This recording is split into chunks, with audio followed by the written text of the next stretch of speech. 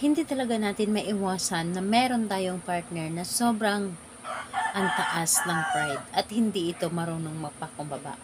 Gusto nyo ba na magpakumbaba siya at hindi na ito mapagmataas?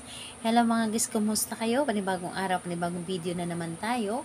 And sa araw na ito ay isa na namang video ang aking tuturo sa inyo ng simpleng gabay o simpleng pamamaraan na makakatulong sa atin. At bago ang lahat, gusto ko lang mag-disclaimer sa mga taong hindi naniniwala at hindi gusto ang mga kagaya nitong video.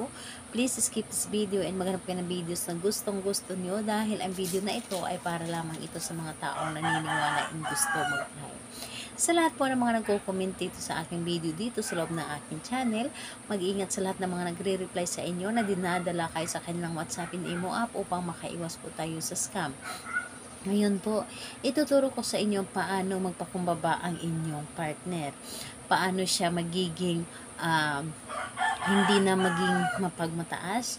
Yung tipong mabago yung ugali niya na kapag kayo ay nag-aaway ay siya na yung nanghihingi ng sorry kahit na siya pa ang may or kahit pa na ikaw ang may kasalanan. Yung tipong siya na mismo ang gagawa ng paraan para hindi na kayo mag-aaway.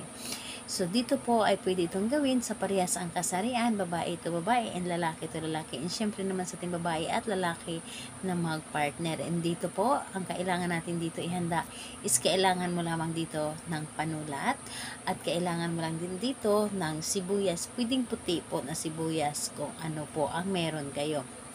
And syempre, ang inyong sarili.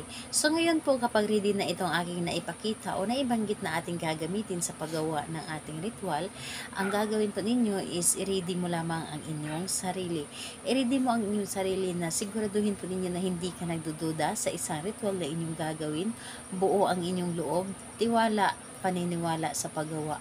Dahil kailangan natin dito ang iyong paniniwala at tiwala sa paggawa nito, dahil kapag ikaw ay may pagdududa, hindi ito gagana sa inyo dahil sa paggawa ng isang ritual, kailangan natin dito ng buong tiwala. So ngayon po, kapag ready ka na, pwede mo na itong umpisahan. So ang gagawin mo lamang dito, napakadali lamang.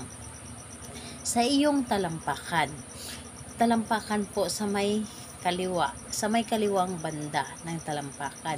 Sa iyong talampakan, isulat mo doon ang pangalan at apelyido ng inyong target. Halimbawa, yung pangalan ng inyong asawa or pangalan ng inyong boyfriend or di kaya girlfriend. So, buo po. Kailangan pangalan niya at apelyido. Isang beses lamang. Ayan, kapag naisulat nyo na doon sa talampakan ninyo ang kanyang pangalan gamit ang panulat or di kaya marker, ang gagawin po ninyo, itong sibuyas na ito, hiwain po ninyo ito dito sa gitna. Hatiin po ninyo. Di ba yung sibuyas is may katas? Ang gagawin po ninyo, ang kalahati ng sibuyas ay ipahid nyo po doon sa inyong talampakan. Yes po, ipahid po ninyo. And habang pinapahid ninyo ito, sabihin ninyo yung kanyang pangalan at apelyido at sabihin po ninyo na simula ngayon, ikaw ay lagi nang mapakumbaba, hindi ka na mapagmataas, at ikaw na ang gagawa ng paraan para hindi tayo mag-aaway, or ikaw na ang gagawa ng paraan para tayo ay laging magkabati. So, sabihin mo lamang dito lahat-lahat ang gusto mong sabihin. And dapat po, positive ka lang po, and wag mong haluan ng negatibo yung mga ginagawa ninyo. Dapat ay positive lamang lahat yung mga ginagawa po ninyo. So, ayun po. Pagkatapos nun, yung sibuyas na inyong ginamit sa pagpahid ng inyong talampakan, pwede po ninyong ibaon sa lupa or di kaya tapon na lang sa basurahan kung wala kayong pagpaunan. Pero mas maganda na ibaon po siya, pwede sa paso, basta ito ay maibaon. And yung kalahati, pwede nyo pa yung gamitin sa pagluluto. And ayun po, gawin ito sa araw ng Tuesday and Friday. Pero mas maganda na gawin ninyo ito sa gabi.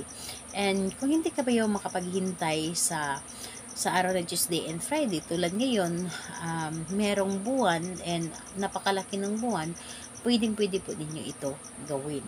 So, kahit na hindi ito Tuesday and Friday. So, ayun po, yun lamang ang aking ituturo sa ngayon. Salamat po sa inyo. Bye bye everyone. God bless us all.